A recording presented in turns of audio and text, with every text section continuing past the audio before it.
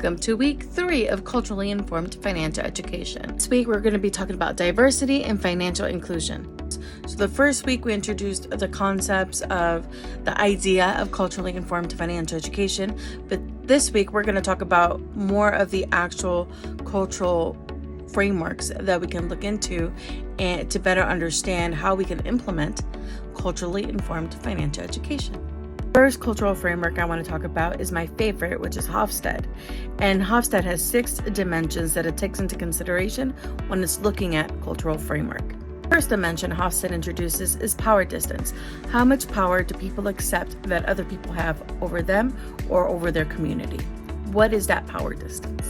Second one, which we kind of alluded to last week, was individualism versus collectivism. So do you do it for yourself or do you do it for your community when you're making a financial decision? Third dimension is motivation towards success and achievement, or previously known as masculinity versus femininity. Basically looking at, do people value competition versus collaboration? Fourth dimension is uncertainty avoidance. How likely are they to avoid uncertainty or change for that matter? The fifth is long-term versus short-term orientation. So do people like to prepare for the long term, or do they make quick decisions, or do they base themselves on tradition? Finally, indulgence versus restraint. Do they live in the moment? Do they indulge in the current moment, or do they wait out and control their desires more strictly? The dimensions are meant to help us think of how people from different backgrounds act in certain situations because of their upbringing, taking these 6 dimensions into consideration. Next cultural framework is Clocon's value orientation. Framework looks at how cultures reply to 5 main cultural questions. 5 big ideas or big questions are: human nature is the first one. Are they good? Are they bad? Or are they a mix of both? Second one looks at the man-nature relationship. Does man control it? Does man just live in it? Or is man controlled by nature? Third is time orientation. Do humans focus on the past, present, or future? Fourth is activity orientation. Do people like doing things, or do they like just relaxing, being in the moment? Fifth one is a relational orientation. So do they like to relate with people? Do they like to build relationships, or are they more individualistic? And understanding these helps us see how people interact from different places based on their values and their mindsets.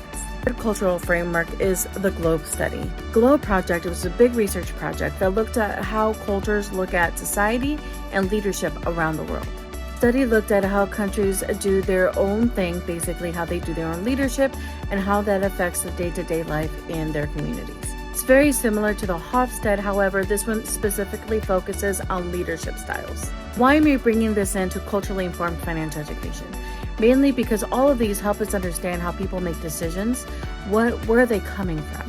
By using these models, we can be more effective and have better communication, not only in ways that we teach, but engage as a community and as a society. So taking these 3 cultural lenses, if you will, into account, there are ways that we can look at how we engage in financial education and inclusivity in every program that we have, and what that looks like. So we're going to look at 5 different ways that these programs can actually work with our financial education and inclusivity. So obviously, the first thing that we're going to look at is how can we make culturally informed education a thing, right? So the first thing is culturally informed financial literacy programs. But what does that look like? That may look like making it in the person's language or taking their culture into consideration when we're building out these programs. It is no surprise or no secret, if you will, that the financial literacy programs that we have nowadays is directly translated from the white man's experience, not from any other experience or context. So when we are giving lessons on budgeting and cash flow, it's from the white man's experience. But how can we tailor financial literacy to be more inclusive and include these cultures and commentary that include more people into this conversation and make it more realistic for everyone to be a part of it? So that may be having bilingual services, whatever language that is needed at the time. I think I mentioned this a couple times ago, that recently I was at an event where we had 5 different interpreters from 5 different countries that had nothing to do with Spanish. Like most people think, oh, Spanish.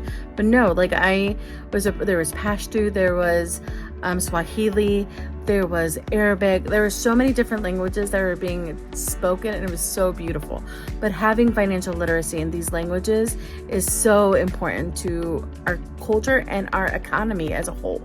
Financial literacy programs also need to address common misconceptions or common pitfalls that we've had experienced within certain communities. So in many communities, when I talk about insurance, they're like, no, I was scammed. Or when I talk about banks, they're like, no, but I was scammed. So the stories do spread throughout the community. So it's very important that we take the scams and the hurt that has been done in the community into consideration when we're teaching financial education and financial literacy, because our clients come to us with these preconceived notions of what financial education is because someone in their circle or community was taken advantage of. Another way to be inclusive, which is our second point, is being inclusive to people who are differently abled. So how can we make material in different languages such as Braille? How can we make it more accessible to people who need different ways than the way you and I may be able to access the information? So making sure that it's accessible to everyone, not just people that can pick up a book and read it for themselves. One of the things that's coming up a lot lately is the being able to read. Some people do not have comprehension levels there just yet. So how can we make sure that our education is inclusive to all levels of knowledge and all levels of ability? The third one is one of my favorite methods, and it's community-based learning. If you know that my dissertation was an action-based research study, which was one that was a community-based workshop on how I did a workshop with 5 different women on how we can be better financially educated and financial literacy. That was my whole dissertation. And so the idea of community-based lending circles or lending programs or community-based financial literacy groups, why not? Why not do that as our main source of financial literacy for some groups that prefer to learn that way? Other concept of community-based learning or community-based finances are tandas, which are known in Mexico, or susas, I believe it is, in the Caribbean, are groups of people that people put their money in, and you have your turn to take that money out. So it's a self-funded group that you have a group, 10 friends, you each put $100 in every week or every month or whatever time frame you agree on, and then everyone takes a turn taking that money. So those are tandas that people build with their communities and organizations. So that's something that we as financial professionals could take into consideration when we are talking about ways to get money or raise money or look at it differently than a traditional loan. The fourth concept that we want to look into is being culturally sensitive. So knowing the history of conversations about finances in different groups. So understanding the trauma of events such as the Black Wall Street, the events in Texas, they talk about a lot, how people would get beat up for speaking Spanish or talking in different languages. So having these ideas and knowing that there's sensitivity to certain topics is very important when we're giving financial education. So it's different from cultural competent and culturally informed education, but it's another layer of just being aware of these conversations that are happening and how to engage in them in a sensitive way. And the fifth concept to keep in mind when we're talking about culturally informed financial education that is inclusive is talking about our financial systems to refugees or immigrants or people that are just not familiar with our systems here in the United States. I like to say that in the United States, we are a fiat currency. We have dollars and notes and bills and coins, and it is run by an organization, and it's not based on the government in power.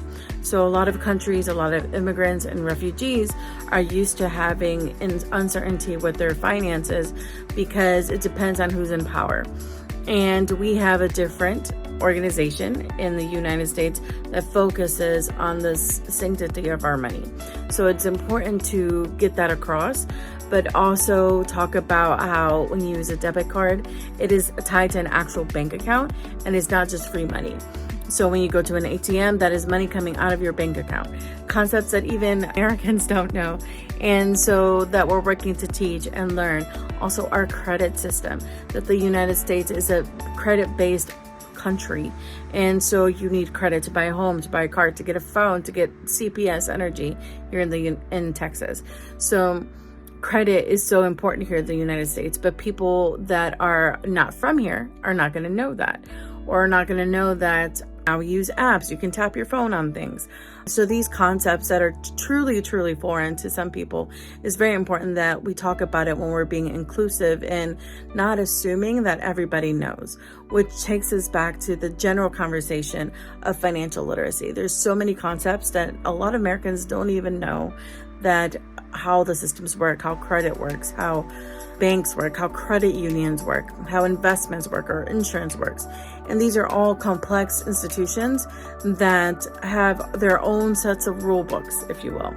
And so how can we be sure that everybody has access to all this information and can make informed decisions when it comes to their finances? To be culturally informed is to be aware that the need of diversity and inclusion for all. As y'all know, I love to give a movie example. So the example for this week's lesson is Zootopia. Zootopia has a diverse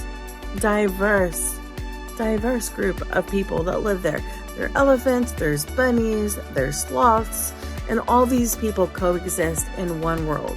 The movie serves as a metaphor on how we need to create financial systems for everyone to coexist. So what's a way that you think that we could be more diverse and inclusive when it comes to our finances?